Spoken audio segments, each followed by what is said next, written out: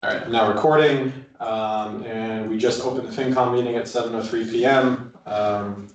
So this meeting is being recorded. Your participation is your approval of being part of the recording. So, all right, we will start real quick with meeting minute approvals. Mike, if I could, just an open meeting law point, just announce that you have members participating remotely. Oh, okay. Yeah, we have members Jack Hodgins and Nick Yantra participating remotely. And the rest of the Finance Committee is here online. So because we do have folks online, we need to do a roll call vote. So we must say our names prior to making any votes. Thank you for the reminder. We're going to start with the minutes of October 29th. So these were distributed via email to the Finance Committee for review prior to coming here today. So I have them up on the screen. We'll just go through them real quick. We're not going to review them in deep detail because the expectation was that they're read prior to the meeting. So we had discussion with the town administrator on free cash, talking about expenses and drivers and all sorts of good stuff that went into driving the draft town warrant review, where all of the articles that had to do with financial items were reviewed. There were some action items that I think, Jeremy, you and I need to follow up on. Are there any comments or questions about the meeting minutes from October 29th? I'll make a motion to accept the minutes of October 29th. I'll second it.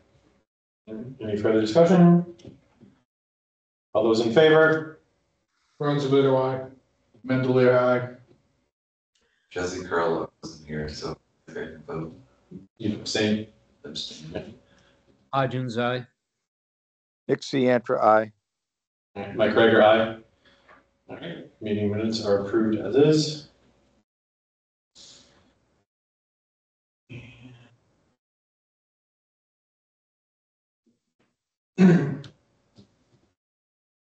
Same thing, these are the meeting minutes from the joint FinCom Select Board meeting where the warrant was reviewed again.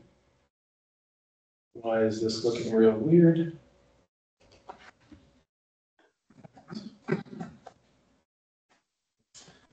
All right, so during that, a capital planning update was provided. We do need to, I think Phil's last name is spelled incorrect here, so I need to amend the spelling of Phil's last name. So I will ask for that to be done before submitting.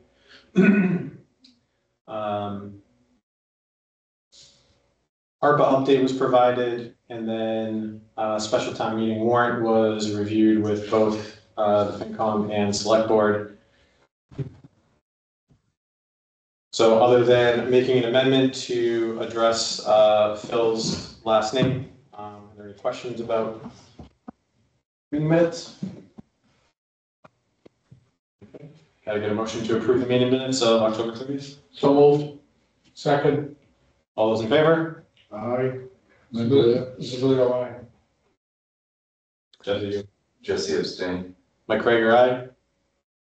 Hodgins, aye. Nick Yantra, aye. Great. All right, meeting minutes are approved with the caveat of updating the spelling of Phil's last name. Great. Okay, so next is voting on the special town meeting warrant financial articles.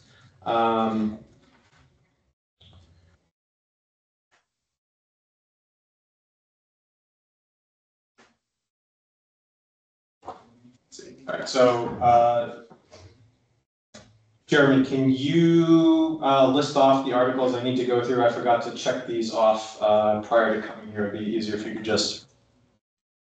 Yeah, certainly. So hold on, let me. I wanted to make sure I wasn't muted there. So I'm sharing my screen now with the first of the articles, bills of a prior year. So we went through these and kind of the rationale. I looked, and the total now is less than the total was at last special town meeting. And we've, talked through the rationale between interim TAs, finance director resigning, and what all of this is made up of. So it's a total of $15,551.41 for bills of a prior year. Great.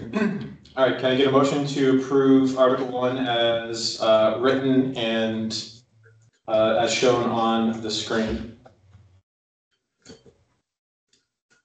So moved. Second. All right, so this, Sorry. yeah, go ahead. Any discussion? No.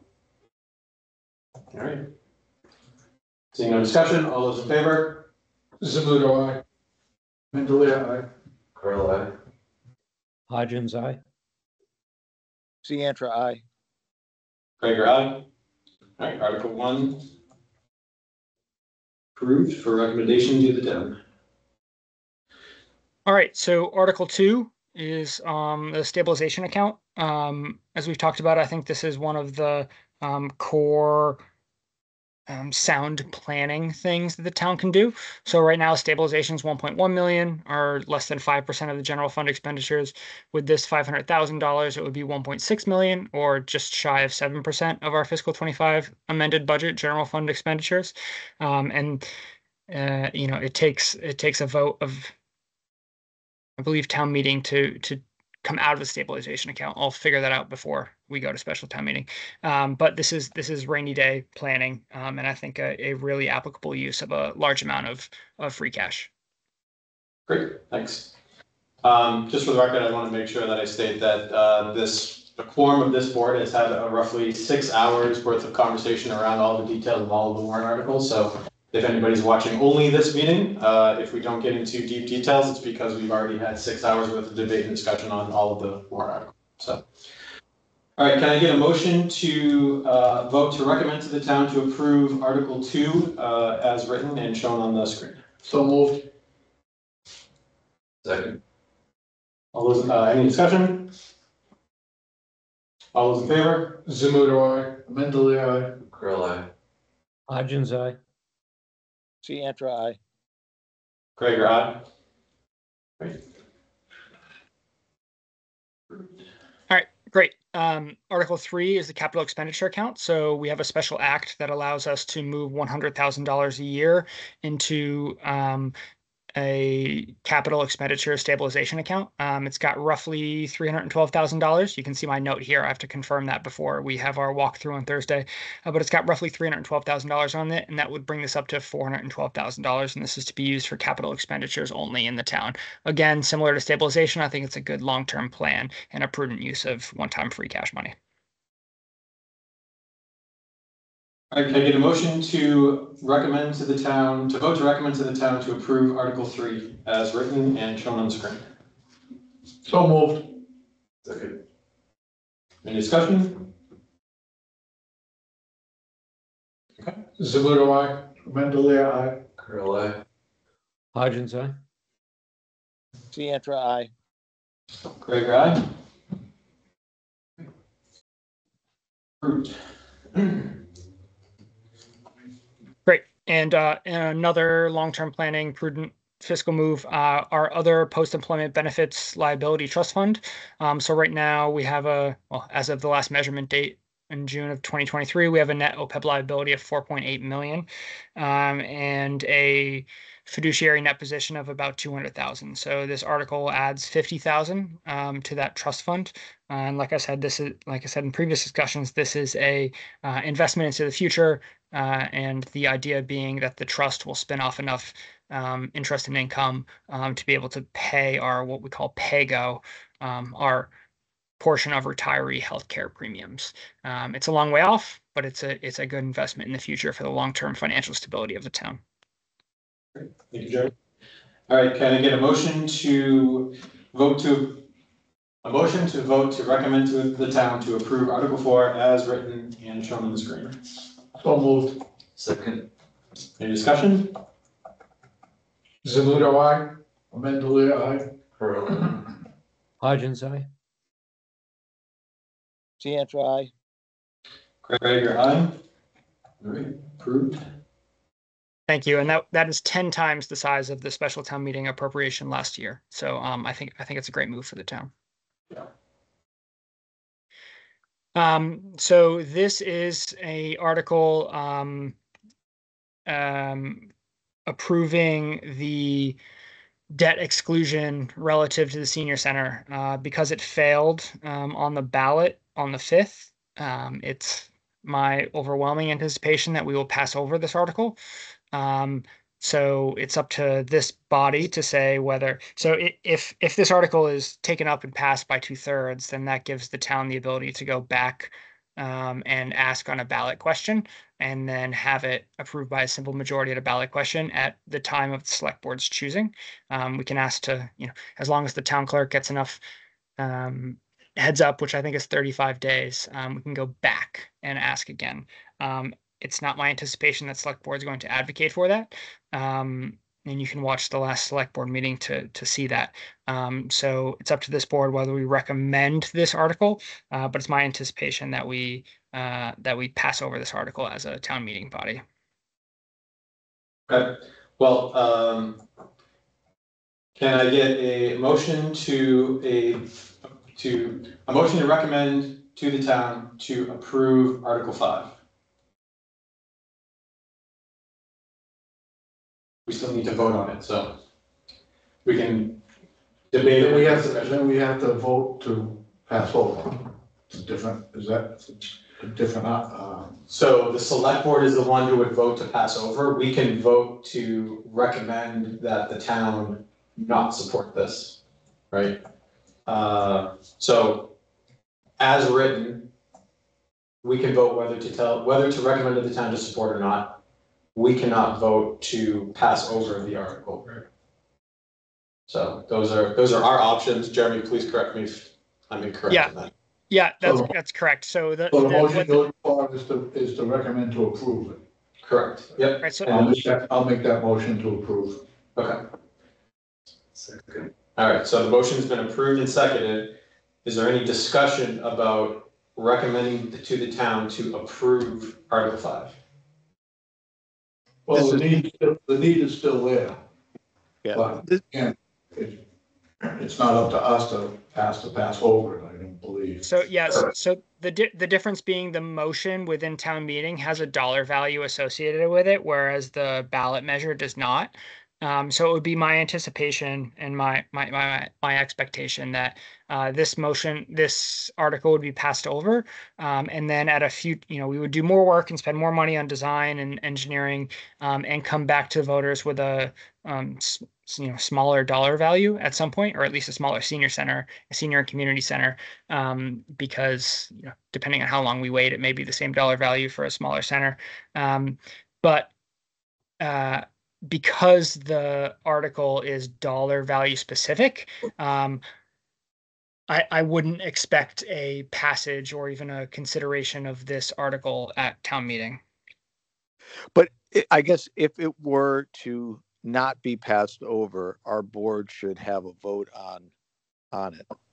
100% agree. So I would expect this board to say this is something you support. The $11.9 million project that failed at the ballot, is this something that this committee supports or does not support passage of? Right. Well, I believe I just made a motion to support it, but we should vote on that. Yeah, you made a motion to consider supporting it, absolutely. So I actually don't remember if it was seconded or not. It was. Yeah, Jesse seconded. Great. So yeah, sorry to take over the chair, your role as chair. But the motion's in order, and this is our discussion on it. And But if this is passed over, what we're voting on really is irrelevant. Correct. So our vote is assuming that this does not get passed over. Correct. Right? Yes. If it gets passed over, our recommendation is moot because it got passed over. I think the FinCom's recommendation may. Fails. I think FinCom's recommendation may influence whether or not the motion is passed, the article is passed over or not. It's a great addition. If the pass, so on the floor, the board can so we need to vote to pass over this, correct? No, our Yeah, motion. Sorry. Because we can't pass over. Not us. Yeah. Let me re-clarify. At town meeting, the select board can recommend, or the select board can pass over, but the town needs to vote to pass over the article. Right. Is that correct, Jeremy? yes, that's correct. So Okay. I believe anyone can make the motion to pass over. But if the select board is leading the charge to pass over and FinCom had voted against recommendation, I think that would go a long way to passing over the article. Right. If we were against the recommendation, that we said. Yes. Yeah. So. I know what you said. Yeah. This is Nick. I think we should not approve the motion due to the recent election and ballot results. Not recommend, you mean? Correct. Not recommend. Yeah. Yeah, I am in agreement that I do not believe we should recommend to the town to support the motion as written due to the results of the recent election. That does not change the fact that does not change my opinion on the idea of the need. Correct. And whether the need exists or not, and whether something should be done about it. It's just my opinion from the committee's perspective is based off of what the town has voted and how they have communicated to us, is that this proposal should not be supported. So More procedural than I would be against it right now. yeah. So. All right, is there any further discussion on this? If not, but so we will clarify. A vote of yay means that you are voting to recommend to the town to support this article. Correct. Which would also include recommending to the town that they should not pass over should the select board put that on the table at the town warrant.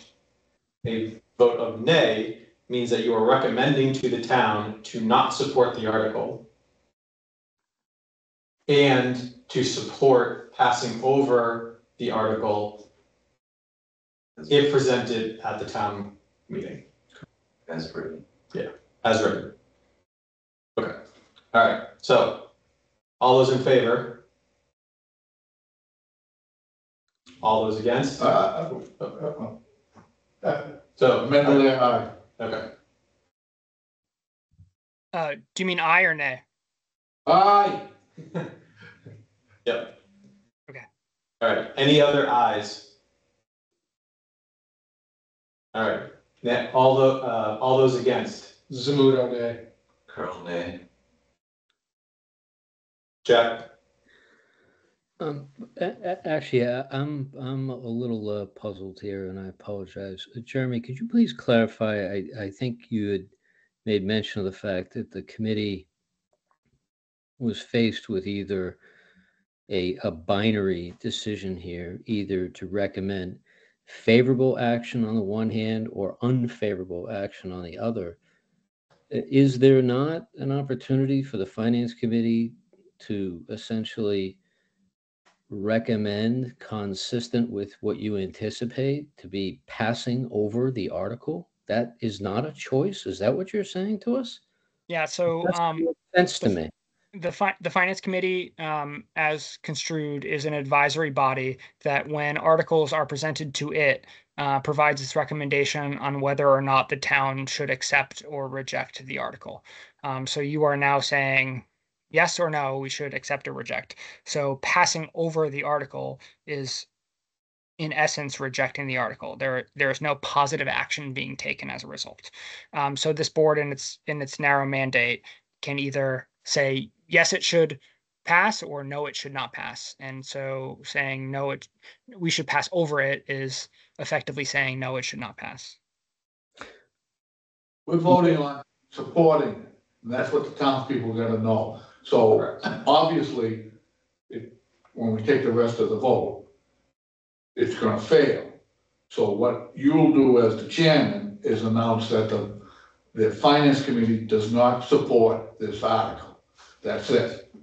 Then it's up to the selectmen or whoever's gonna make the motion to pass over it. Well, We don't say pass over. correct. The We're select board, saying, no, we don't, we are, like you said earlier, due to the recent, election results, the finance committee does not support this. correct. Yeah. Actually, I think the select board, the select board would first, bring up to pass over it before getting to our recommendation. That's what they did a few years ago, Yeah. and I think it was on the town hall Yeah. renovation. So if the select board decides to pass over it and they go through that process on the floor at town meeting, then our recommendation won't be brought up at all.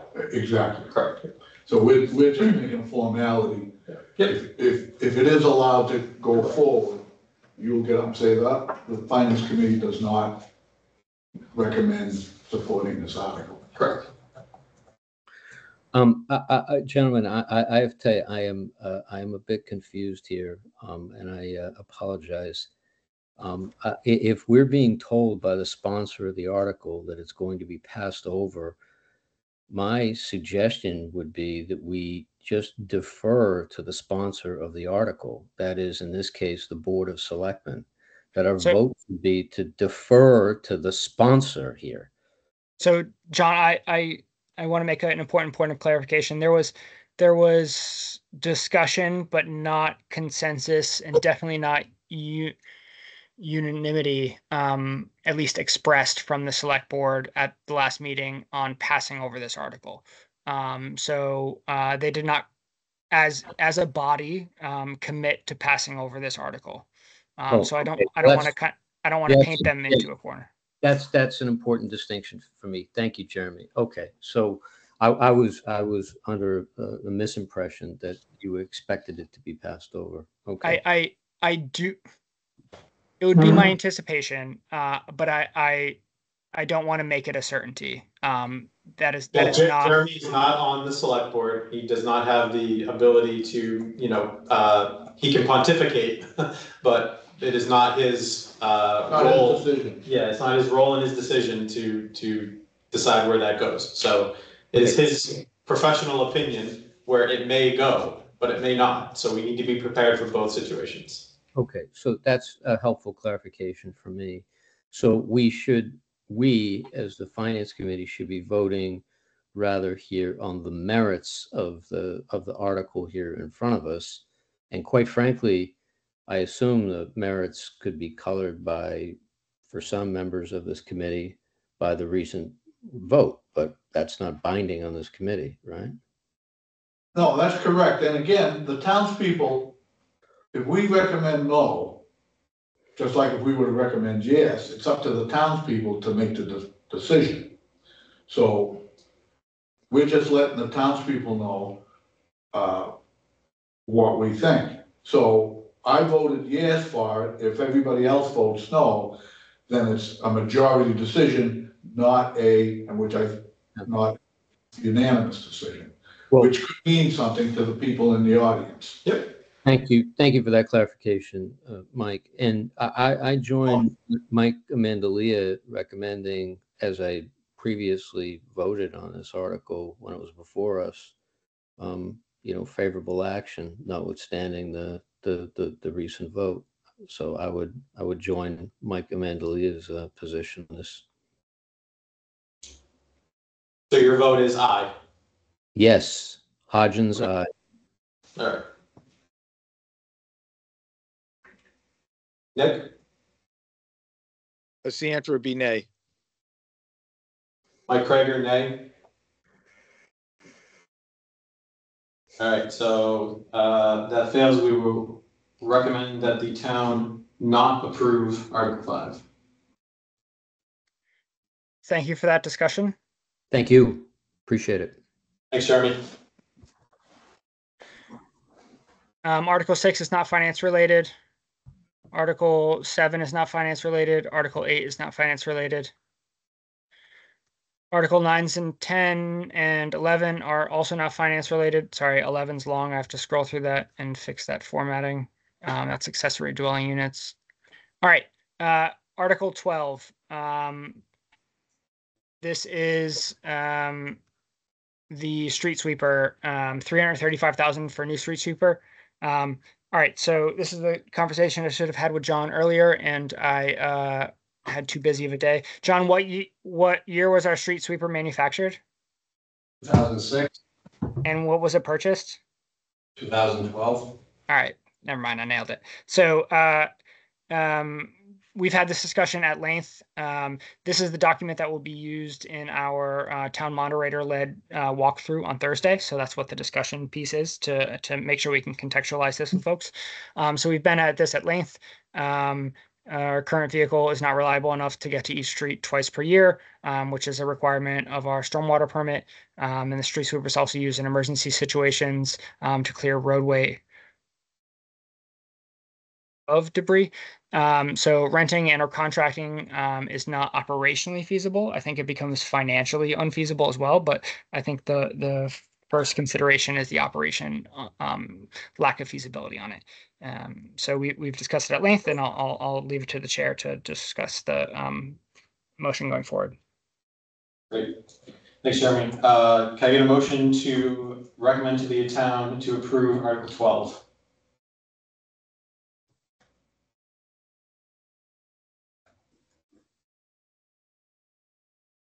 So we have to vote on everything. So moved.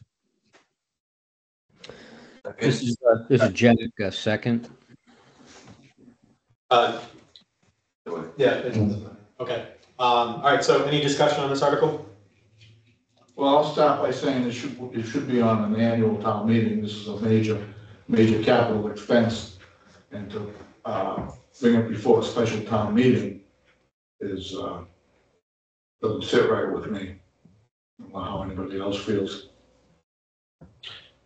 Yeah, my personal opinion is I don't share the opinion.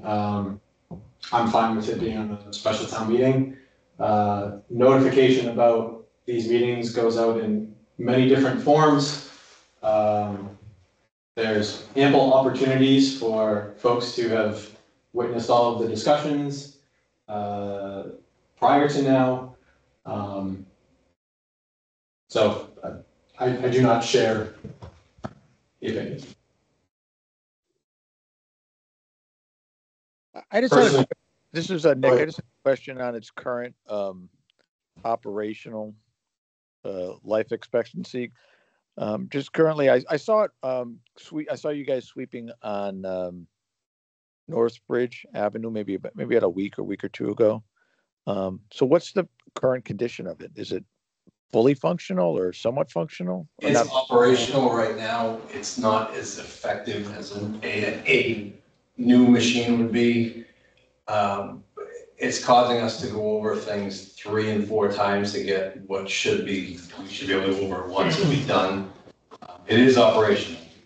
We have put a significant amount of money into this since we bought it to keep it operational, and it seems like every season we put it out on the road in April and we're out for 3 months, we continue to put it in the shop to get it back out on the road to finish the sweeping.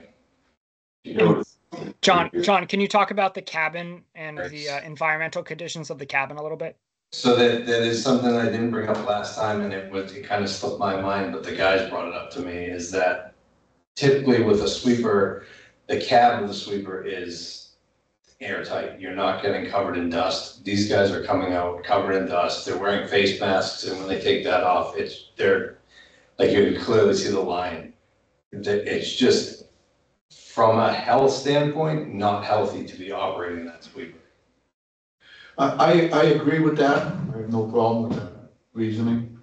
My question is, why wasn't that taken into consideration last year when we voted to put $40,000 into it? Basically, We didn't put $40,000 into it. We were confusing the street sweeper with the leaf vacuum. We put, I believe, $5,000, the $5,000 repair to get it back on the road last year. In 23, what was it? It was money that was supposed to come out of FinCom reserve. Yeah. Right. We ended up paying out for it out of our repair budget because the repairs were not done in time. Okay. But it was just over $5,000. I think since we purchased it, we're up to close to $40,000 into this machine to keep it operational. And some of that has gone out for repairs and some of that is in-house repairs just to get it back out on the road. Well, then I stand corrected. I was under the impression we appropriated $40,000. Again, that makes me wonder what, when I hear these reasons, why it wasn't brought forth then. But now the clarification is, again, I agree. We gotta stop throwing good money after bad. Yep, agreed. And I think John did a good job answering our questions in terms of all of the other ways to go about this. I think my personal opinion is the operational ability to rent or go to other towns is not really tenable.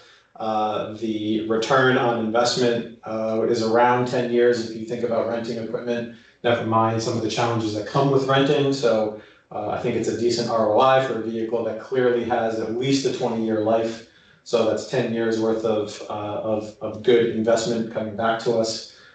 So overall, I think it's a good financial decision, and it's something that was being worked into the capital improvement working group. So it was already being planned in the long-term plan of capital needs for the town. And I think we have a good opportunity to, for these one-time uses, be able to improve something for the town, improve the health and safety of those who work for the town, and make sure that our roads stay safe for everybody that has to drive through town. John, may I ask a question? Could you just please remind me, in the event that this is approved and in the event that it is delivered, is at the point of delivery, is your plan to retire the current sweeper that is taken out of service? I would be trading the current sweeper in as part of the deal. So that's the price will probably come down. I haven't even talked to them about what we could get for trading in at this point. Okay. It's probably not going to be much. I mean, we paid 15 grand for it in 2012. Great. Thank you for that. Thank you, John. Any further discussion? All right, we'll take a vote. All those in favor? Zamuto, aye. Mentally, nay. Carl, I. Hodgins, aye. Deantra, aye. Mike Rager, aye. All right, so motion passes to approve or to recommend to the town, Article 12. Great. Thank you for that discussion. Article 13. So this is the Providence Street culvert replacement. So this is a roughly $2 million project all in, and this is to fund the design and engineering from start to finish. And as we talked about before, funding this on the front end allows us to apply for grants, both for $100,000 for engineering and $500,000 for construction once we have the reimbursable grants, once we have applicable or executable plans. I have a whole memo I shared with the committee about funding and financing this, both through existing resources and then putting debt within inside of Proposition 2.5. So that's debt that's paid for out of the existing levy, not a debt exclusion. So it would not require a ballot measure, just town meeting approval.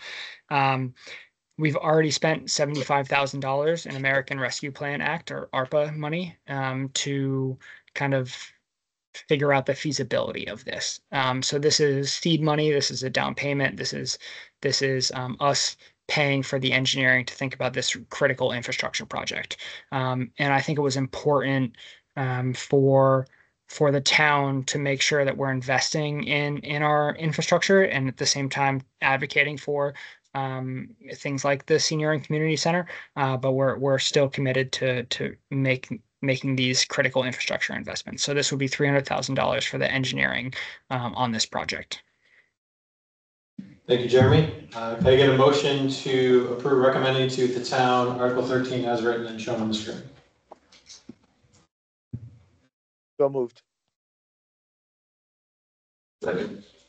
Okay. Any discussion?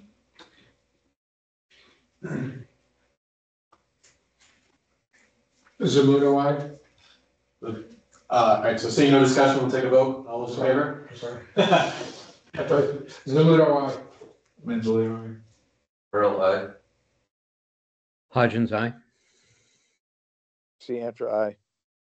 Gregor, aye. Approved. All right, thank you. So this is a kind of continuation of the approach from last year. So last annual town meeting, the town meeting appropriated $250,000 from a land sale account to supplement Chapter 90 funding. So Chapter 9, it's 270, not 275. So 275. oh, it is 275. Oh, okay. Sorry. It Sorry about that. varies from year to year, but it's averaging 275. Sometimes it's 274 times. Sometimes it's 276. So for the edification of everyone watching, Chapter 90 is a state-sponsored program that the state government appropriates a pot of money to, and then it's divided based upon drivable roadway miles. So as we accept greater streets, we get a bigger piece of the pie, but that doesn't mean the pie gets bigger each year. So we receive approximately $275,000 each year. Last year, we appropriated an additional $250,000 from land sale account. Because we have available funds in free cash now, we're advocating for an additional $250,000 in roadway improvements in the kind of colloquialism like walk and chew gum, right? We can advocate for a senior and community center while also improving our infrastructure and roadways. This is the same as the previous article. So for context, the Millville Road project was what, John, in the mid $400,000 project, $400,000? The quote came in at $410,000. $410,000. So this would supplement, nearly double our Chapter 90 allocation to be able to do similar styled projects. So we did a pavement management study in calendar year 2023, and that would inform the decisions of where we deploy this money across town going forward. Great, thank you, Jeremy. Can I get a motion to approve recommending to the town Article 14 as written and shown on the screen? So moved. Second. Any discussion? Hearing none. All those in favor? Zamuto, aye. Mendeleev, aye. Curl, aye. Hodgins, aye. Piantra, aye. Gregor, aye. Approved. Great. So as this is for an additional police cruiser, so as folks who are attending or viewing the select board meeting, the joint FinCom select board meeting, this kind of accelerates. So we have a cruiser replacement program that's part of the general fund, and this accelerates that a little bit and allows us to replace an administrative vehicle. The supervisor's vehicle becomes the detective vehicle becomes supervisor's vehicle, which then becomes retired at like 150,000+ miles. So those administrative vehicles were not considered in the replacement model. So this accelerates that. The chief has had such success with his electric vehicle that I wanted to make sure I wrote the motion in ways that didn't hem us in one way or the other. Talking with CPC chair and our conservation agent today, there seems to be a green communities money that's available for both this and the fire department vehicle, which we'll talk about later, that if it was an electric vehicle, there would be $15,000 each available. So that's kind of for future contemplation, and the motion here is not hemming us into an internal combustion engine or an electric vehicle. It's saying a replacement, and then administration will kind of have the determination of what makes most overall sense for the town. Great, thank you, Jeremy. Can I get a motion to approve recommending to the town Article 15 as written and shown on the screen? So moved. Second. All right, any discussion? So Jeremy, thank you for not writing this in for internal combustion versus electric. I do think it's a discussion for greater look at long-term maintenance costs and ownership and how that relates back to vehicle turnover and short-term usage. All the same comments regarding the fire truck, but I appreciate that. So, any other comments? Hearing none, all those in favor? Zamuto, aye. Mendeleev, aye. Curl, aye. Hodgins, aye. Piantra, aye. Krager, aye. Approved. Great. So this is to replace approximately 12,000 feet of fire hose for the fire department. We have all different makes and models in different states of repair. So this would standardize the hoses. They have a useful life of what the chief has said is decades. So I put in my notes greater than a decade to be a little bit conservative, but it's $60,000 to replace every bit of hose.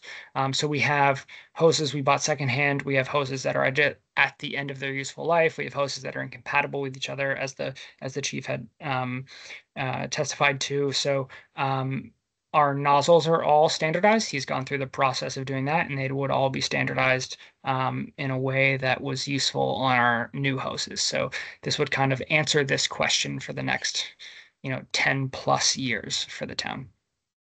Great. Thank you, Jeremy. I get a motion to approve recommending the town Article 16 as written and shown on the screen. So moved. What's gonna happen to the old hoses? Are they gonna be thrown away? Are they gonna be put in a closet? So there will be a motion, there will be an article with the select board to dispose of municipal property, and whether we can reasonably get money for them will probably be varied depending on their state. So we'll use services like Municipid, which have used for vehicles before, to say some of the better ones, perhaps another community wants to purchase from us. But some of the other ones that are at the end of their useful life will be disposed of as surplus and essentially worthless.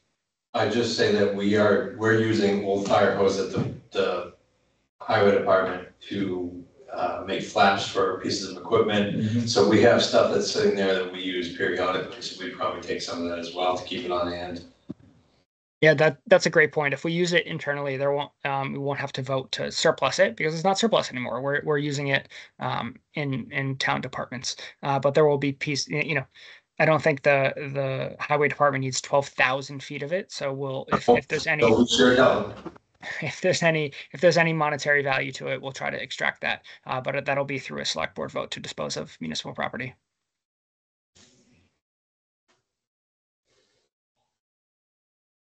So can I get a motion to approve recommending the town Article 16 as written and shown on the screen?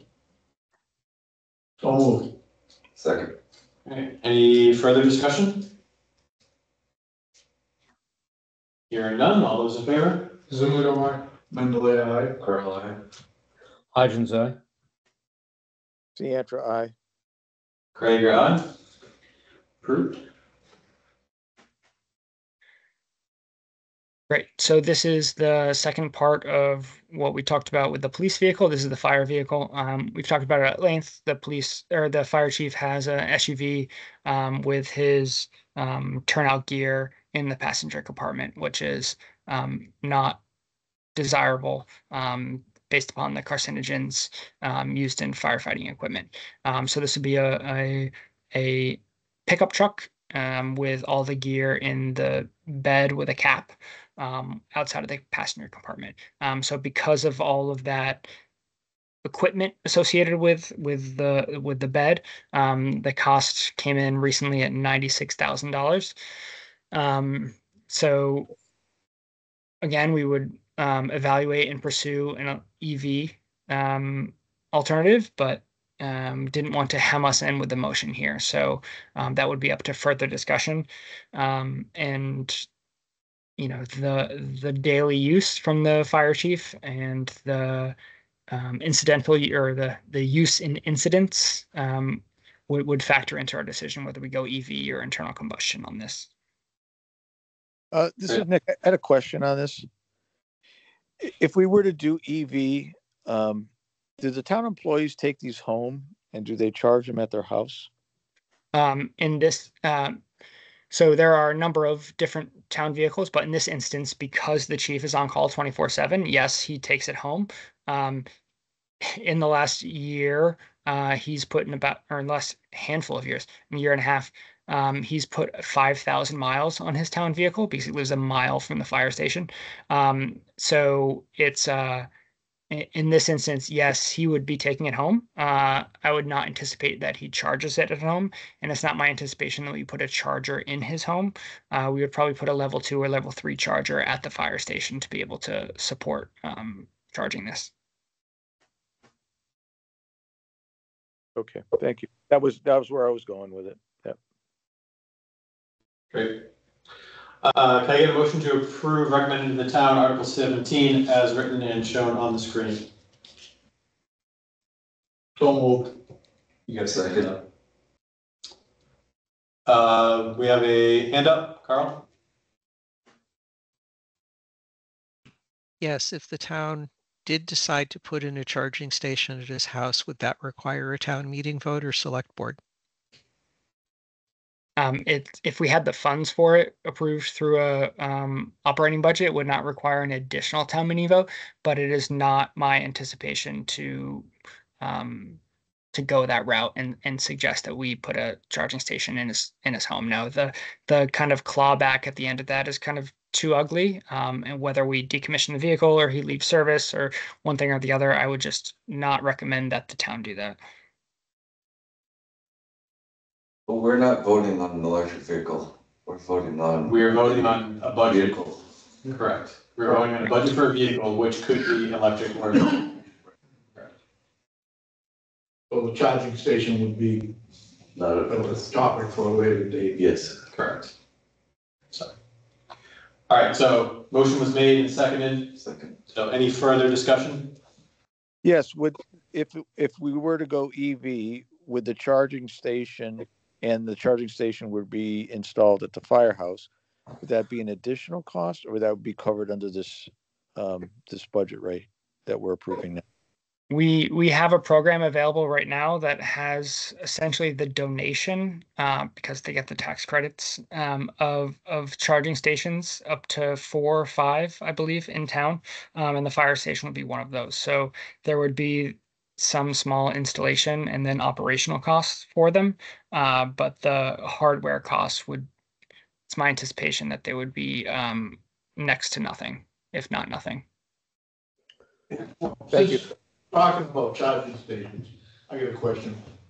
What would it cost for a charging station, and how much does it cost to charge a vehicle? I don't know the cost of installing a charging station because they're so often cost free to municipal entities, like this one would be should we go an EV route. But the marginal cost, the marginal electricity cost to charge the vehicle would be far less than the gas cost that we have to drive the same amount of miles. Be 14 cents per kilowatt hour, right? I'm assuming they're on the. I think I know what I'm asking. Does anybody know? I mean, since we brought the topic up, everybody's talking, but I have yet to hear what it would cost to charge a vehicle. Yeah, we can definitely figure that out, but that's not the nature of the question tonight. That's correct. That's why I said, but since we brought it up, I was just asking the question because we're talking about the possibility of having electric vehicles. So I'm asking has anybody taken the next step and figured out, so when someone like me asks a question, how much would it cost, they would have an answer, and I wouldn't have to wait for it. That's all. Jeremy, there's a ton of online calculators that show the comparison for the gas powered truck that you'd be the same type of truck. There's all these online calculators that do it pretty simple. All right. I appreciate that, Jesse. So I'll be sure we're armed with that before town meeting. Jason's our resident EV expert, right? So I don't know, right? That was weird. I'm surprised we're so quiet over there, Mr. Cooter. Yeah, I'm just watching as a resident. All right. So when I guess, Jeremy, walk us through the operations of the next step. So if this did get approved by this board and it got approved by town meeting, what would be the operational next step when the decision is made of internal combustion versus electric? Because the fund would be set up to create a replacement administrative vehicle. So then it would be a discussion on operations on the fire side. So we would bring folks in who can intelligibly talk about the longevity of electric charges, and can you be on scene for 12 hours and still have all your communications and emergency equipment and your lights going. And then do an analysis on what the overall operational cost would be, factor in the $15,000 Green Communities grant for it, and then it would not require an additional vote. It would be an administrative decision essentially between the fire department and my office on what's the best course forward. Because I am kind of the extension of the select board, none of it would be done in opposition to what the select board kind of wishes. So it would be kind of in conjunction with information and keeping the select board abreast of that. But it would largely drive off of fire department operational needs. I am never going to advocate for the kind of penny wise, pound foolish solution that gives us an operational deficit. So this is our financial cap. The $96,000 to acquire the vehicle is as much as we can use to acquire the vehicle, and then we're going to acquire the vehicle that best suits the fire department needs. Great, thank you. Jeremy, may I just ask a quick question here on to Nick's point earlier on the charging station, and to Mike's question on the cost. I think certainly those are, it's reasonable to anticipate that we could get questions like that at town meeting, and should be equipped with answers. And I believe, but I had an electric vehicle. It was a first generation electric vehicle many years ago, but it had the capability of essentially having a 240 from the charge station itself, where you could run an extension cord literally in the one or the other conventional home apparatus to charge. It would just take. Jack, I need to interrupt you for a second. I have a family emergency I need to attend to because we are in discussion. When we get to a vote, my vote is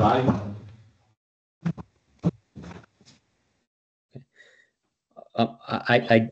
I didn't hear. Is it? Should we suspend, or does he want us to continue? I didn't quite hear him. He said continue. His vote is aye. Oh, continue. Okay. So I guess my question would be this, Jeremy. If asked at town meeting floor whether or not the town would support, for example, the fire chief having a station installed at his home, where he's a mile from the station, I think. I don't want to question obviously the judgment and the discretion of the folks who are closer to this, but that sounds to me to be reasonable to actually have it at his home. And quite frankly, I think we ought to probably get some level of confidence that the chief is willing to have such a charging station at his home, because frankly, I could envision a situation. He's at a call. He's there all day. He's got the lights going. He's got a radio going on the car all day. The fire's retired, and now he heads home. And what is he going to do? Thumb a ride home from the fire station because he's plugged the car in for the evening? I mean, it makes no sense to me. Yeah. So the marginal use of lights and radio wouldn't, in my understanding, be anticipated to drain the battery to a point that you couldn't use it. But this article is not asking about. Well, I'm asking. I know the article's asking for. I know what the article's asking for. I understand and I support the article. What I'm asking though is, before we, foreclose something like we're not going to anticipate a charging station at the chief's home, I think we've got to give some long, hard thought to that answer, because frankly, it doesn't make a lot of sense to me not to have a charging station. I think that would be part of the operational discussion with the chief on what the best solution for his department would be. Fair, but that's a different answer than you don't foresee it. That's my point. That it seems to me it's part of the discussion. Yeah. I should have made it serial. Yes. So it would be part of the discussion with the chief whether that is a hindrance operationally, and then whether it is or isn't, it would again not be my anticipation that we don't have a charging station at the police chief's house, and he has an electric vehicle. Yeah, I would defer to the chief and to what his needs are. I don't know what the needs of the fire chief are for an electric vehicle versus the police chief for call and service for a particular timeout, as opposed to being conceivably at a fire or a scene all day long. That's why they're paid. That's why we pay them to be the fire chief and the police chief to answer questions. So I would defer to them. Yeah, that's why I'm neither as well. And but I think the point's well taken in that fire instances tend to be less frequent but longer lasting than police incidents. Everything all right, Mike? Yeah, everything's okay. We can end this. No, I don't need to go, so. I do know I had a discussion with the chief, and he is looking into getting a separate battery, like an extra battery in this vehicle, so it would be equipped with more battery power or time. I would venture to say whatever you want to call it, but that he did say that he was looking into getting an extra battery for the vehicle. I think it's a pretty good toss-up right now whether we go electric or internal combustion, because there's lots of questions and discussions around it. I wouldn't say that the die is cast one way or the other for the town. Thank you. Appreciate it. Thank you, Jeremy. Mm-hmm. All right, can we just ask that the FinCom maybe be consulted prior to the decision, both for electric on the fire and the police vehicles, just because of the interest sake and some of the impacts to long-term financial stability. So, yeah, certainly. Great. All right, any further discussion? All right, all those in favor? Zuludo, aye. Mendelia, aye. Correlate. Legends, aye. Piantra, aye. Gregor, aye. All right, again, thank you for that discussion. So this is one related to the highway department, which we've had a lot of discussion on. So the highway department has 2 former tractor trailer trailers that it uses as a storage facility now, which are conditionally, in terms of the floor and the door and the lack of electricity, not optimal. And then in terms of its actual layout, in terms of the width, length, footprint of them, is not adequate for its operational needs. So this would be an appropriation from free cash to construct a pole barn and all the associated costs related to it, electrify and secure it for a storage facility for all of the traffic management and snow and other management materials that the highway department has. So we're looking for a vote to support the creation of a new storage facility at the highway facility. Okay. Can I get a motion to approve recommending to the town Article 18 as written and shown on the screen? Is there money value associated with that? And what is it? $60,000. So I believe the highway surveyor got a quote for materials around 40,000. Sorry, what? Again, were we supplied with any specifications? What kind of building? A pole building, concrete floor, foundation? Just what's the size of it? 24 by 36. 24 by 36. 500 half square feet. loft up top. Like a two-car garage. Yeah, I guess you would say it's the same size as a two-car garage. Two bays. No, it's just gonna have Just- one door that opens. Or one garage door. So basically truss. Yeah, so it's not gonna be finished inside, it's gonna be a studded wall, we'll use it to hang signs and stuff on, and it's not gonna be, the only thing that's gonna be finished is it'll be siding on the outside and it'll be roofed. I'm building one right now. Building the same thing right now. 60,000 is about right.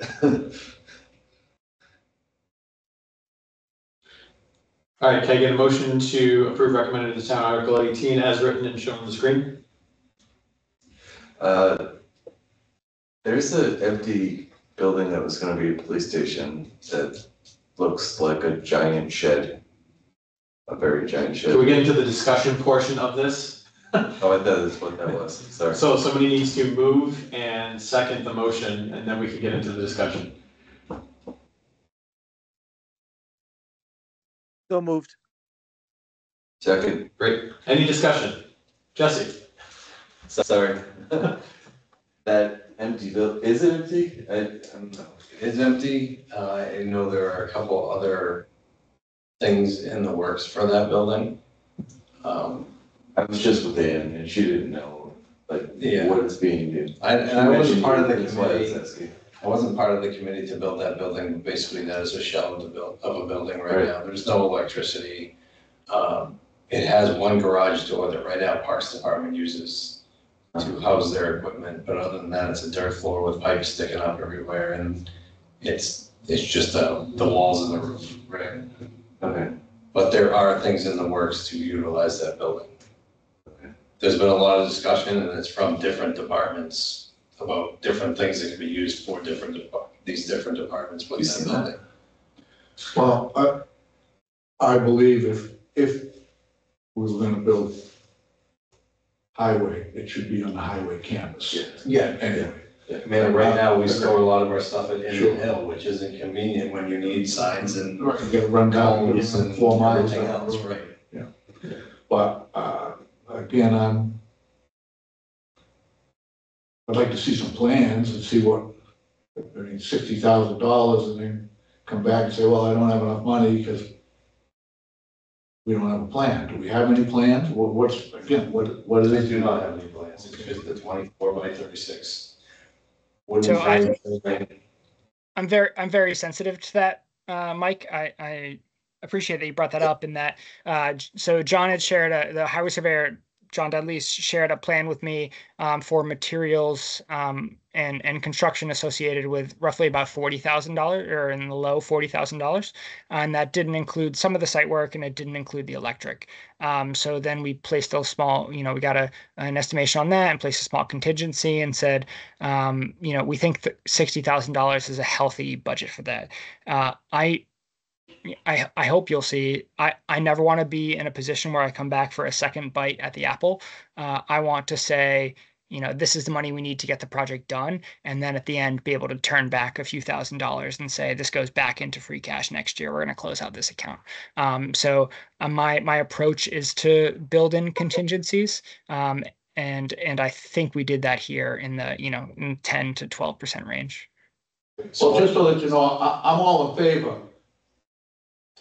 to protect the highway department if they need it. But I'm not gonna get up on the town meeting floor and recommend something when I don't have it, when there's there's no plan. So when you say plan, are you saying like a floor plan, or are you talking? Well, floor plan, again, break down the cost so that when I have people. the breakdown of costs. Well, how come we haven't seen it? Oh, we talking about, I haven't seen it. I did not specifically ask for it. Well, Is it Well, FinCom's yeah, estimation that like they I would said, receive such I mean, information I'm for every sorry. article? but I gotta have some information to make an intelligent decision, Absolutely. because again, So we're gonna be in front of the townspeople. Precision Electric did come out, 60 amp panel in the building, run from the existing building. We would do the site work, the trench across the road, we would pave it. we're looking at $7,450 or $7,450 to get electric to that building. The other quote that I have is, like I said, 24 by 36 pole barn with a half loft, asphalt shingles, vinyl siding, no windows. We would take care of the door. The door is not included in that quote, but that was $41,000 to do that. And that is us doing the site work. And these are quotes from companies. I can send them to you if you would like. Yeah, so why don't you send those out to the committee? I think part of this is also maybe a theme of expectations of department heads of what does a full communication packet look like, right? I think we need to overall do a better job of being more detailed in what is being presented to boards and committees, because we're not in everything, right? To some of the comments, made at the joint meeting, if I could be on every select board meeting, well, I just run for the select board, so I can't be on every single meeting. We don't always go into this with all of the detailed information. So as we're bringing these forward, we don't always know all the details, and as much as can be presented helps eliminate questions from us. It helps give us clarity and comfort, and it helps us answer questions from others within town that may look to us for why do we approve these things, right? So, in my personal experience, just as was expressed earlier, in general for a 2-car garage, that seems about right, seeing as how I went to go build a small shed and was floored at the absolute insane cost of building a small shed. So this actually seems pretty appropriate to me. And that's why I did not ask for the deep, gory details, but I think in general, we should start asking our department heads to be a little more detailed with how proposals are presented. So I think we will see that that will be an ask of me for Jeremy to work with that for this next fiscal budget season. So from all the department heads, that way we get some consistency and start going in that direction. But no, correct me if I'm wrong with this, Jeremy. These quotes, I mean, if it's over 50,000, it's got to go out to competitive bid anyways, correct? Yeah, if we're between 10 and 50, we can solicit 3 quotes. If we're over 50, we need to go sealed bid.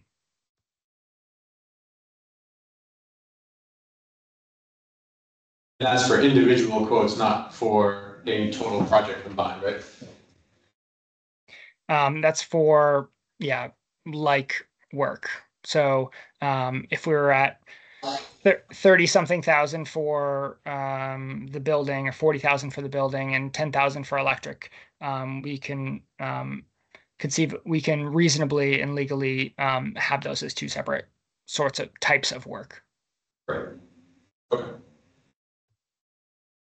So yeah, me as chief procurement officer, I would not sign off on John just going out and procuring $40,000 worth of pole barn, right? I would make sure that he satisfied the 3 quote threshold, which is, again, my role as chief procurement officer.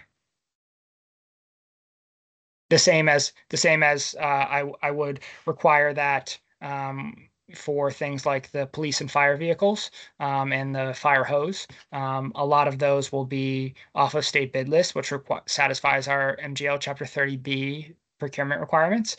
But the anticipation of the select board and designating me the chief procurement officer is that I make sure those things are adhered to without an additional board oversight. Great. All right, any continued discussion on this article? Hearing none, all those in favor? Zimmler, aye. Mendeley, aye. Crowley.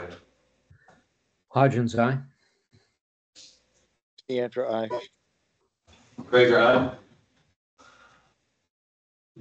Approved. All right, thank you. So this is to fund collective bargaining and individual contracts in the fiscal 2025 budget in excess of the reserve for negotiation initially passed at what approximated 2%. So this is a request for free cash to be appropriated. What would approximate and the additional 2%. So the contracts are settled at 4% for fiscal 2025, and these are the amounts necessary to satisfy that.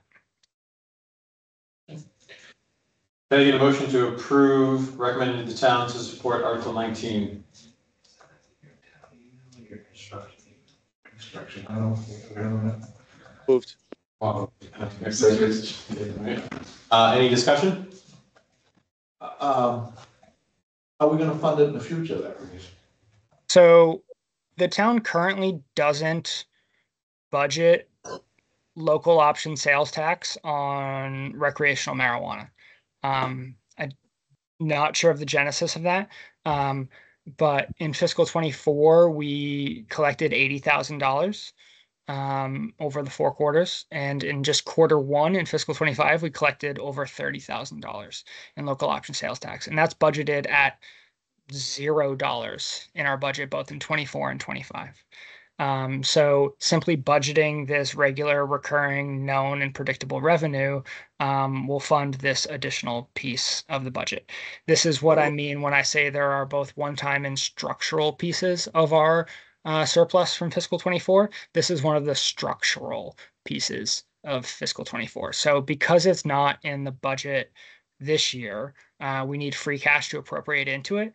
But you can expect to see, and I will, it's not my anticipation, I will budget local option cannabis, recreational cannabis sales tax as a part of our local receipts budget in fiscal 26, and then that will support these salaries in fiscal 26. So this is Nick. I think, we had a lot of discussion around this last time, and I do think at the annual town meeting, we need to make it clear as we are approving salaries that these may not be the salaries in total, and that there's these additional amounts that happen at the special town meeting. And I would also just make a comment that when we have a 2.5 cap on increased taxes and we have increase of salaries of 4%, something doesn't match up. And so I think just it doesn't seem as a long-term plan when we can only raise taxes 2.5 and we're giving salary increases of 4. There seems to be something off there for me. So. Yeah, there's a few pieces to that. One, some of our economically sensitive revenues, like meals tax, like cannabis tax, like motor vehicle, increase at rates greater than 2.5%. Not 10%, but they're a smaller part of our budget than the 19 million in property tax. But we have, and then we also have new growth to fund things like this. But I think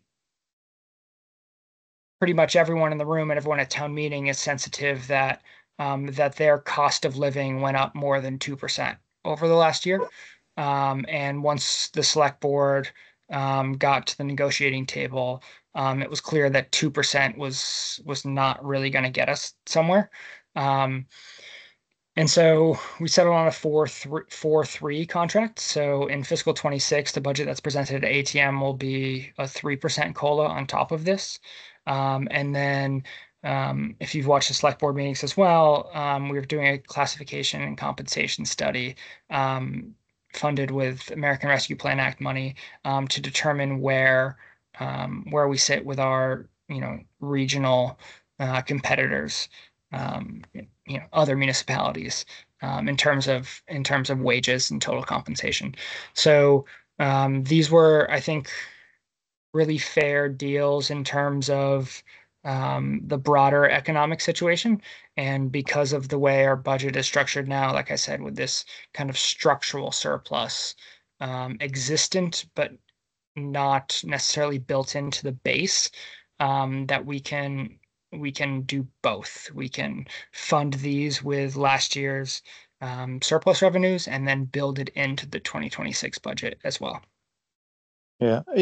And I would just call out, And nothing obviously against the town employees, but the residents are also feeling that inflationary effects within their own personal family budgets as well, which I think we heard a bit with the senior center vote around some of the concerns about costs. So when we think about these additional costs that add up on year on top of year on top of year, and we're talking about doing kind of an overall comp assessment of the town, we need to kind of consider that against all the needs of the town. So I just put that out for just a point, and just something that I think we need to consider and discuss, especially when we get to the annual town meeting as well. I'm sensitive to that, and I'm clearly appreciative that the fact that other folks are facing the same cost of living squeezes as town employees are. I will say this is not contemplated to be a tax increase, right? This is funded with free cash now and will be funded inside the levy going forward. And anecdotally, I think the comp class study is going to come back and say that we're underpaying relative to our peers. I think that, I think not necessarily every single position, but I think kind of across the board and generally, we're going to see that we are underpaying for human capital and have faced the consequences of that in recent years. Right. And, that wouldn't surprise me that there are other towns that may pay more. But just, what's the impact of the overall budget of something like that? And there's going to have to be trade-offs. Yeah, certainly. One of my favorite sayings is you can pay for anything, but not for everything. I will say that in selecting what our comparable communities are, in terms of who we're comparing ourselves to on wages, we've invited all of the unions to be part of that discussion. So it's not the town saying we're going to measure ourselves against Pittsfield and Fitchburg and these places that don't have the same economic pressures as us, and we're paying everybody okay. No, that's not true. So we're bringing in union leadership to make sure that our anticipation or our evaluation of our labor markets are consistent, because if people don't trust the parameters of the analysis, they're never going to trust the outcome of the analysis. So this is a really collaborative approach. And I'd be, select board is going to be briefed a number of times about this. So I invite you to take part in that. Thank you. I'd just like to add that this is, to Nick's point, that I hate to say this, but this is the tip of the iceberg, because when I was at the emergency meeting a year ago, they were talking about, how we're seeing, and this was a year ago when there was 2 municipalities in Massachusetts are on strike, teachers were on strike, and I think right now we have, what, 3?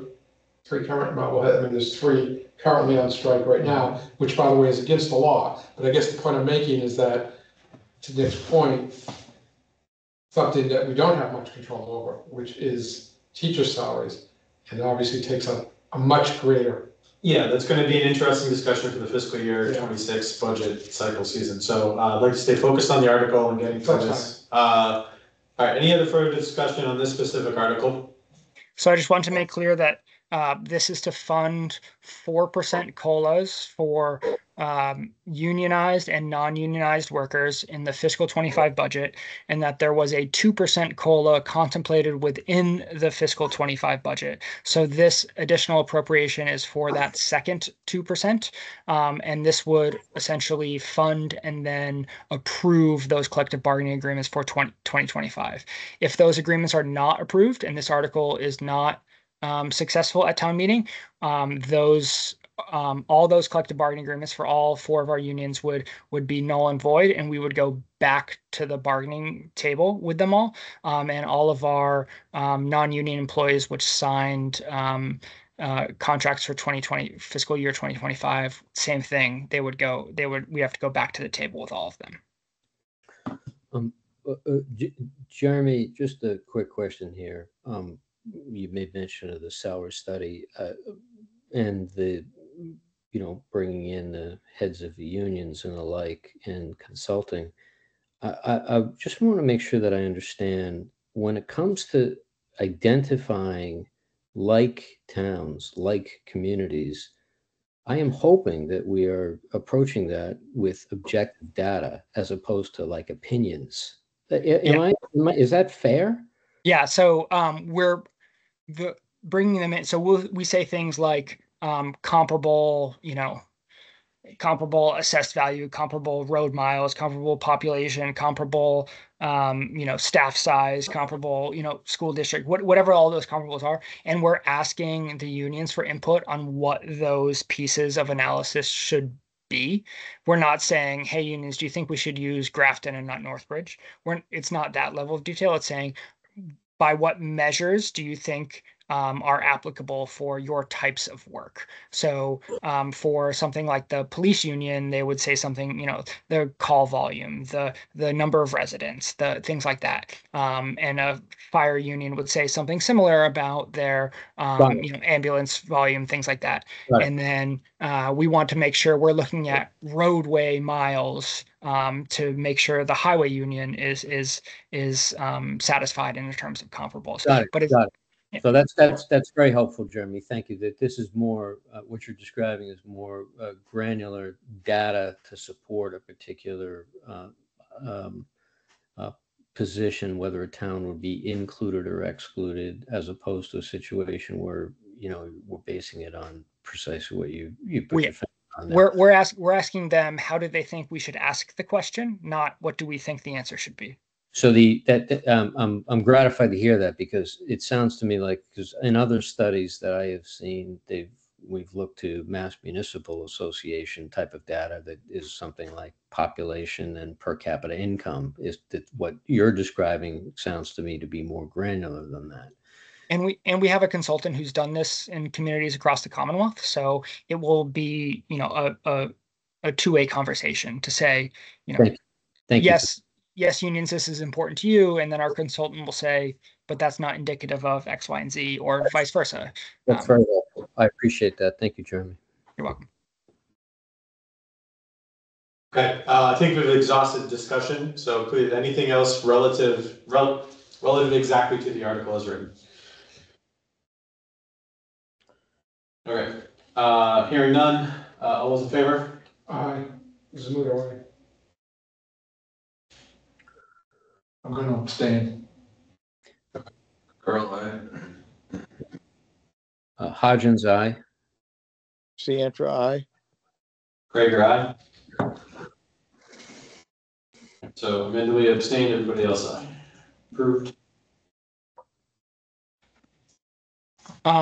Thank you for that. So Article 20 is a follow-on to that. If you recall, both the select board and the previous FinCom discussions on this article preceded that previous article, and it became too pointed in terms of town clerk rather than in terms of process and contracts. So now we say, yes, FinCom approves recommends to the approval of funding those contracts, and this is now to say to set the town clerk salary equal to that same 4%. Because she's an elected, because the position is an elected position, the salary is required to be set by town meeting, and it requires an additional vote on top of the one we just had prior. Great. Can I get a motion to approve recommended to the town Article 20 as written and shown on the screen? So moved. Second. All right, any further discussion? Hearing none. All those in favor? Aye. Zamudo, aye. Abstain, Amanda. Earl, aye. Hodgins, aye. Ciantra, aye.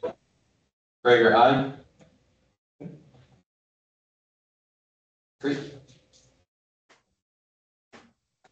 Okay. This is the fire department. They have turnout gear, their firefighting gear that gets soaked with carcinogens and requires gear extraction. We have a super heavy duty washing machine. And right now, 6 of the 25 members of staff have a second set of turnout gear. This would fund an additional 6 sets of second turnout gear, so folks can respond to an incident in the interval between their gear getting cleaned, which takes quite some time. We have 1 gear extractor, and it I don't quite know how long it takes, but it takes quite some time to do 1 set of gear. So turnout gear expires after every 10 years, regardless if it's used or never used. So that replacement cycle, Chief Bagma is going to put onto his operational budget, and that'll be part of the fiscal 2026 budget. But this is an additional appropriation to get us funding that second set of gear. And it's $40,000. They're roughly $6,500 each. Thank you, Jeremy. Can I get a motion to approve recommending to town Article 21 as written and shown on the screen? So moved. Second. Any discussion? You talk about cleaning this gear, is that done in-house? Yes, we have a gear extractor at the fire station. Remember the chief discussing the lengthy dry time. So there's actually a significant period of time where if there are 2 events based off of who is working the firehouse at any given time, it can actually be a problem if there's like 2 back-to-back. They go to an event and then I believe they have to clean it. And with the dry time and all that stuff, it's just it actually puts the town a little bit at risk. So. All right, any further discussion? I will say in my previous community, this was a big push as a use of free cash to get the fire department a second set of turnout gear. So I wouldn't say it's universal amongst fire departments, but it's common and a best practice to have firefighters have a second set of turnout gear. Great, thank you. All right, hearing no further discussion, we will take it to a vote. All those in favor? Mendel, aye. Earl, aye. Hodgins, aye. Ciantra, aye. Krager, aye, and Ron had to step out, but motion passes by a majority, so. Yep. Thank you. So this is specifically relative to FinCom. So FinCom has a $21,300 FinCom reserve, which, as you know, is for end of year transfers. When we see deficits, not necessarily just end of year, but typically end of year, when we see deficits or needs in funds that don't have the ability, both FinCom and Select Board vote to use these FinCom reserves. So this would add $40,000 to that reserve, which provides additional flexibility at the end of the year. As I can tell on a brief survey, this number hasn't been increased much, so it will be part of my financial policies presented to Select Board in calendar year 2024, as I promised, to have FinCom reserves as a percentage of the budget. Having it as a dollar value doesn't mean much. As the budget goes up, we want it as a percentage. So this would add $40,000 into it in fiscal 2025. I think what's important here is that it takes a vote of this body and Select Board to use that. You cannot expend from a reserve account. You have to move it into the applicable expenditure account. So if these funds don't get expended, they just fall back to free cash at the end of the year. So it's one of the more conservative uses of free cash. Great. Can I get a motion to approve recommending to a town to support Article 22 as written and shown on the screen? So moved. Second. All right, any discussion? All right. Ron, we are discussing Article 22, which is FinCom reserves. Yeah. So, all right. Hearing no further discussion, we will take it to a vote. All those in favor? Zulido, aye. Mendel, aye. Earl, aye. Hodgins, aye. Ciantra, aye. Krager, aye. All right. Approved. Great.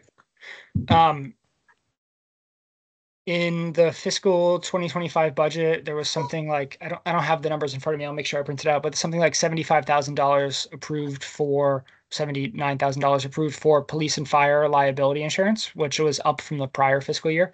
The premium for that insurance came in $21,521 higher than the budget. So we paid that because it was important to not have a lapse in our coverage. So we paid it from a central miscellaneous expense account and another insurance account that the bill didn't come in from yet. And we kind of pieced it together to be able to pay it on time and keep the coverage. That's not where the expenses should be, and those accounts are designated for something else. So this is an appropriation into the police and fire liability insurance line, and then we'll do the journal entry to move those expenses onto the line where it should be. So when we do our Schedule A at the end of the year and say, how much should we spend on X, Y, and Z, it's in the correct account. So this was kind of a this is a budgetary oversight for fiscal 2025. And I've already been working with our insurance representatives on saying, hey, for fiscal 2026, what kind of increase should we expect to see? So I'm hopeful that we can be conservative enough in our estimates that we don't have to do this in fiscal 2026. But this is an already incurred and super important expenditure for the town that we should be funding in the correct line item. Great. Thank you. Can we get a motion to approve recommended to the town Article 23 as written and shown on the screen? So moved. Second. All right, any further discussion? Hearing none, we'll take it to a vote. All those in favor? Zamudo, aye. Mendel, aye. Curl, aye. Hodgins, aye. Piantra, aye. Gregor, aye. Approved. Thank you. This is to fund emergency management stipends. There is existing capacity within the general fund budget to do this, and I would be recommending to the select board, and they have said as well that they anticipate passing over this item. So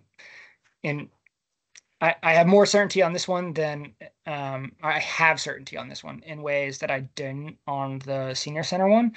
So I'm not sure of the FinCom role here because the select board supports the stipends and is funding the stipends, but not through an additional free cash appropriation.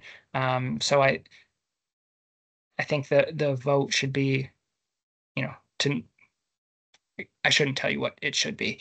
The board or the committee can decide what it should be. But I anticipate that we will pass over this article at town meeting. If it is written here, as I am seeing this, right, the select board recommends passing over this article. I'm going to assume, given the definitiveness of which it is written here as presented, that the select board will pass over this. Therefore, I'm going to suggest that we not vote on Article 24. And if the select board decides to change their opinion to pass over it, we can meet 20 minutes before the town meeting in order to discuss and vote a recommendation. It'll be the first time. Wouldn't be the first time. Probably won't be the last. Do we know how they want to fund it? So through a reserve for negotiation that was in the fiscal 2025 budget, because of attrition and because of what individual salaries were agreed to that were below the budgeted amounts, the select board had voted to give me the authority to negotiate these stipends at a level below what that surplus was. So that's why it's an XXX here, because it was the subject of a select board executive session recently. And I didn't think it wise to put a number that was pending negotiation into a public document. So it is a number within the existing reserve. So it's part of the structural ongoing costs of the general fund. Okay, so I'm going to pass over us voting on this. And again, if the select board would like to change their approach to this article, then they should reach out and we can operationally get that addressed in some way prior to the meeting. So I think that's the right move. This is an article, so the Recreation Field Commission, which is a commission of commissions, and then some members of the public to address recreational field use within the town in kind of a sliver that doesn't quite fall within Land Use Committee, the Parks Commission, other boards in town. It is like I said here in the discussion, large and complicated engineering, design, and legal questions. So this would be hiring technical assistants, a firm yet to be identified, of course, because we haven't gone through the procurement, but that has those expertise to help guide the committee in their work. I have a $20,000 number here. I feel like that number has yet to be settled on, right? Because as the warrant was put together, there's not dollar values associated with it. We had discussed $10,000, and then we discussed that $10,000 seemed inadequate for it. I put $20,000, so that I think is rightfully up for discussion. It's a difficult amount to gauge, and I think. Let me rephrase. I know we can get a contract for whatever amount we approve. It's just what types of services we get for that amount. And I think $20,000 is kind of between my initial estimate and the highest, this is what gets everything sort of estimate. And at risk of only going part way, which is something the town does quite a bit, I went for the more conservative $20,000 because the ask was a bit amorphous. okay, thank you, Jeremy. Can I get a motion to approve recommended to the town Article 25 as written and shown on the screen? Can you read the article? I can't read it. Yeah, it says, I move the town vote to transfer from free cash the sum of $20,000 to purchase technical assistance for the Recreation Field Committee.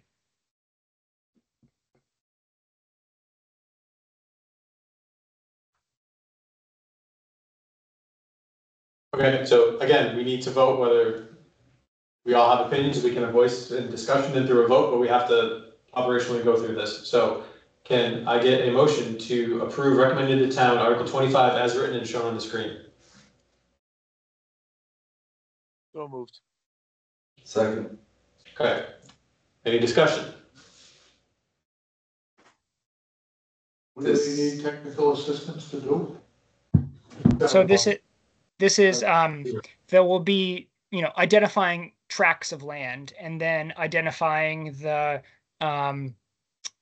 engineering feasibility of putting fields there and then doing cost estimation relative to that, and then doing legal analysis on, funding mechanisms, and then doing engineering on parking and lighting and water flow and all those things relative, and these are tabletop exercises that will be to say this is the right spot to do it and these are the types of ways to do it.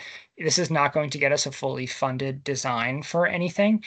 This is more of like a feasibility stage sort of thing. So this is spending smaller amounts of money to determine whether the town should spend to determine whether the select board will ask the town to spend further amounts to develop recreational fields. Right. I personally see this as giving this committee a budget to operate in order to appropriately do the job of recommending next steps and doing that with professional input instead of just the opinions of random people on the committee. So. And this has nothing to do with the school fields. This has nothing to do with so while there will probably be overlap between the Mendon Upton, community fund, I forget what the committee's name is.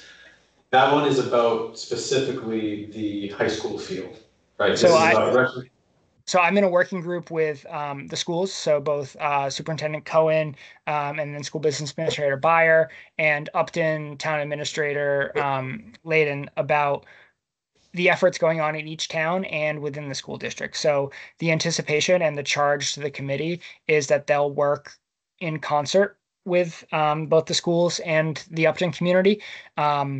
So this is not the same effort.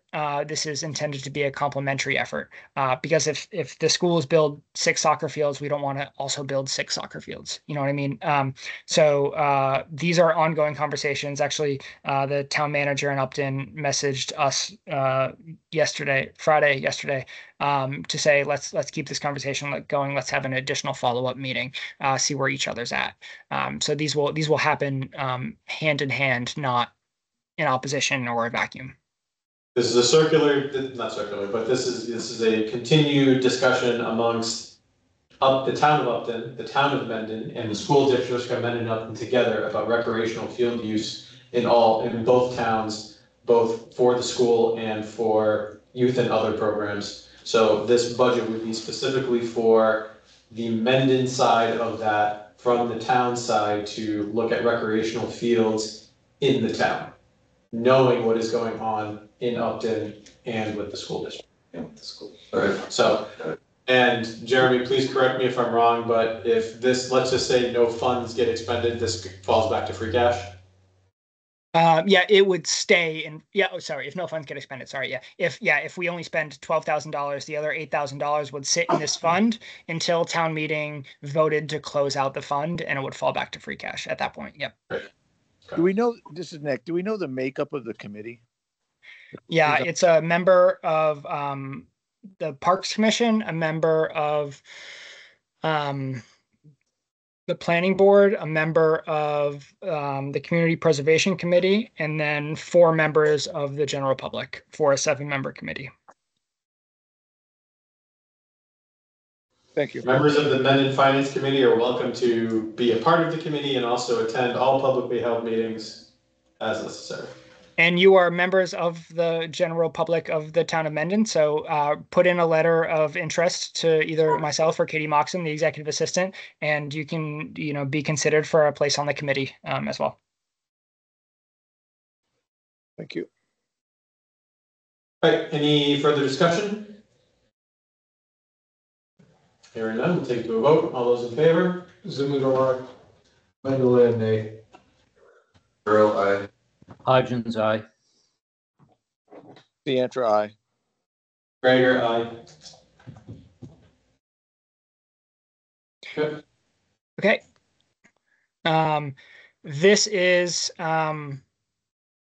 as you recall, at the end of fiscal year 24, FinCom and Select Board voted to use FinCom reserves to pay $8,500 worth of redesign costs for the Mendon Community and Senior Center. So this is Senior and Community Center. I might have screwed up the cadence. This is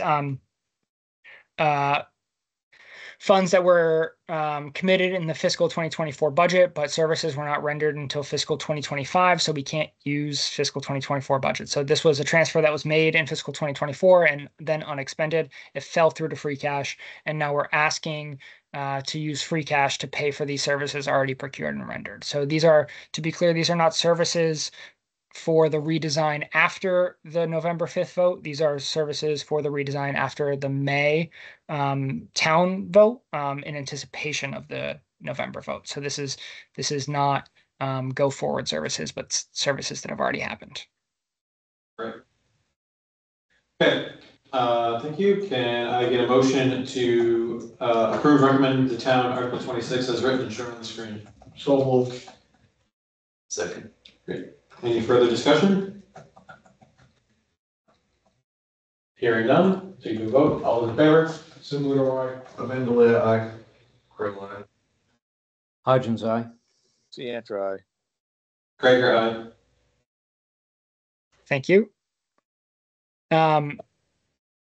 I view this account similar, although with one less step, to the FinCom reserves. So we have a $35,000 building maintenance budget right now. I believe we spent somewhere around $12,000 of it. And this is for small building repair and maintenance that doesn't rise to the level of a capital improvement plan. This is preventative maintenance. This is small equipment maintenance and replacement. And it's the sort of thing where you invest a little money now rather than investing a lot of money later. So should there not be a need or an identified or addressable need, this money would remain unexpended and fall back through free cash. But it allows us to address small things on a quick basis. So it would be in a central account, which would have my office approval to be able to expend it, which means it can be at any department. We have Council of Aging, library, highway, whatever it is. So we can do chainsaws and lifts and refrigerators and doors and locks and any sort of building and equipment maintenance, and hopefully keep future replacement costs down by taking care of the equipment that we have right now. And it would be my anticipation that the fiscal 2026 budget would include a larger recommended amount rather than the 35,000 we have now. So this would be a structural increase in our budget. All right, can I get a motion to approve Article 27 as written and shown on the screen? To approve recommended to the town Article 27 as written and shown on the screen. So moved. Second. All right, any further discussion? Hearing none, all those in favor? Zoom, Lid, nay. Aye. Hodgins, aye. DeAndre, aye. Krager, aye. Good. Article 28, this is the central meeting and dues account. So this is within the select board account, and it was not increased when we went from 3 to 5 members. And also stuff has gotten more expensive. So there are a number of professional development opportunities, which both TA and EA means town administrator and executive assistant, that I would like myself and Katie Moxham, the executive assistant, to be able to participate in. And also the more one-off sorts of things where someone else who doesn't quite have the professional development budget in their departmental budgets comes to me and say, hey, I think this would be a good idea. I want to have the $250 or whatever it is to send them to the day-long conference to do stuff. So this is both regular and recurring in terms of stuff that the select board wants to do as a group. It's stuff that the executive assistant and I want to regularly and recurring do, but it's also, a little ill-defined and based upon what makes sense for each department head and their professional development needs in a given year relative to their schedule and workloads. Okay. All right, can I get a motion to approve recommended to the town Article 28 as written and shown on the screen? So moved. Second. All right, discussion? Yeah, this is Nick. Will this be funded through operations going forward? Yeah, so the hold me to it. You'll see the recommended fiscal 26 meeting and dues budget will be roughly $3,500 higher than the recommended fiscal 25 one. It's usually a separate line item. So this is just standard stuff that's always there. So surprised it's not there now. It is there now, just not at the level that I think we should be investing into ongoing training. Okay, thank you. Yeah. So the fiscal 26 recommended budget will be higher, roughly $3,500 higher than the recommended and thus approved fiscal 2025 budget. So this will be part of, I had a select board member ask me recently if there are structural pieces to our surplus in fiscal 2024, that $2.4 million, how can we expect the fiscal 2026 budget to reflect that? And there's a number of pieces, like we talked about salaries earlier. I talked about building maintenance just before this, because it's my anticipation that this, or my understanding that this committee doesn't want to throw good money after bad and does want to, spend money on building maintenance and in keeping the stuff we have rather than needing to buy new and replacement all the time. So that's the thesis behind the $30,000 in additional building and equipment maintenance. And that will be built into our fiscal 26 budget. And then this at a, 1/10 that is investing in our human capital. And that will be built into the fiscal 2026 budget as well. Jeremy, can you remind us what the line item value is for the FY25 budget? I believe it's $5,000 or I will find it while we're talking here. Okay. Before we finish this meeting, I'll find it out. Great. All right, any further discussion? Okay. Hearing none, I'll take the vote. All those in favor? Zabuto, aye. Mentally, aye. Early. Hodgins, aye. Ciantra, aye. Great, Rod?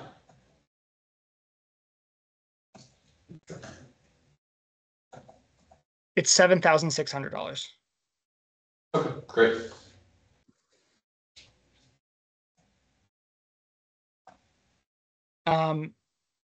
This is finance related, but doesn't include an additional appropriation, but I still think a finance committee vote on a recommendation would be useful.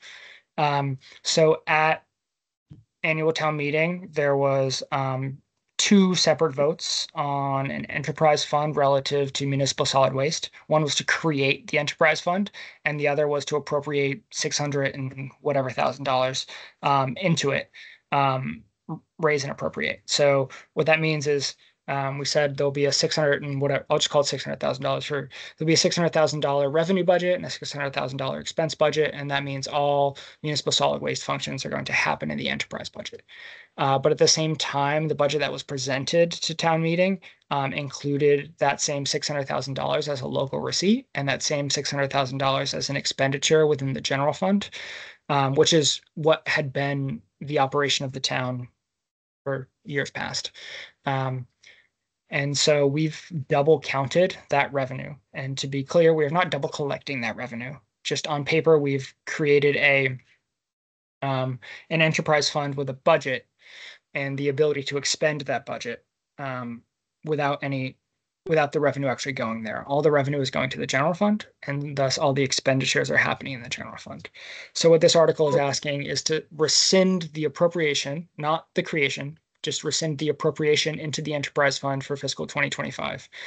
And that will zero it out and will say, the enterprise fund will not have any activity in fiscal 2025. We'll continue on the general fund in fiscal 2025. And then in fiscal 2026, when we present at annual town meeting, we'll present the revenue in one way, where it is just in the enterprise fund, and the municipal solid waste program will operate in fiscal 2026 in the enterprise fund in the way anticipated by its creation. We had 2 options in fiscal 2025, either rescind the general fund and then move everything into the enterprise fund, or to just rescind the enterprise fund and keep stuff where it was. So rather than having a ton of paperwork from an accounting side, and then kind of our dates and our quarterly reports and our individual transaction data kind of gets lost, because rather than having the individual entries, you now just have one journal entry moving everything on your books. I thought it was cleaner from both a reporting and operational side to keep everything on the general fund and then start clean in fiscal 2026 on the enterprise fund. That's a long explanation for a thing that makes no operational difference, but I think it's important to say this is not changing anything about the operation of the municipal solid waste program. And then in fiscal 2026, we'll start new as an enterprise fund. Great. All right, can I get a motion to approve recommended to town Article 29 as written and shown on the screen? So moved. Second. All right, any further discussion? I will say I discussed this with the Board of Health, and they're on board with it as well.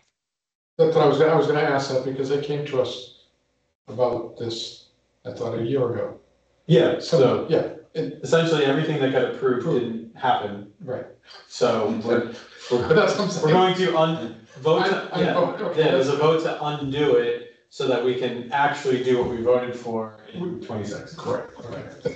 Thank you. Yeah. So this is saying, yes, you can, we a yay vote would say we approve recommending, we recommend approving the town to do the simpler math, the simpler accounting back-end processes in order to make it clean and simple moving forward, and then we will continue with what we voted for already in fiscal 26. So they'll Right. still have an enterprise fund, correct? So they will have the enterprise fund, they just won't be utilizing it in fiscal 2026. So the reason for an enterprise fund is surpluses within the fund, right? If get to stay with the fund, and then they get to use those surpluses in future years to offset rate increases.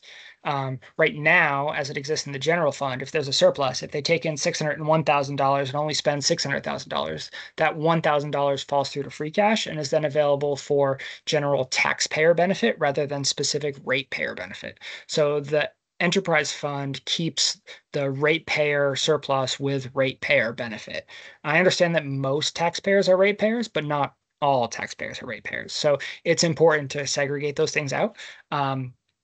And we'll do that. And but to do it mid-fiscal year, because the benefit is so marginal to the ratepayer, and then the kind of cost in terms of staff time is so high to us, it ends up not making a lot of sense. Ends up costing the town more to do this than it would have saved. Yeah, it saves no money at all. It's the same amount of money. It would cost money to do is all. It's a headache too. Yeah, so Okay, that's fine. we can save the accounting bill, the billed accounting hours, right? So, okay. All right, any further discussion? Hearing none, all those in favor? Zulu, I. Mendel, aye. Curl eye. Hodgins, aye. Deantra, aye. Krager, aye. All right, thank you. This is a accepting of an easement at Clough School. This is to say, to ask if the select board can accept $0 easements without town meeting.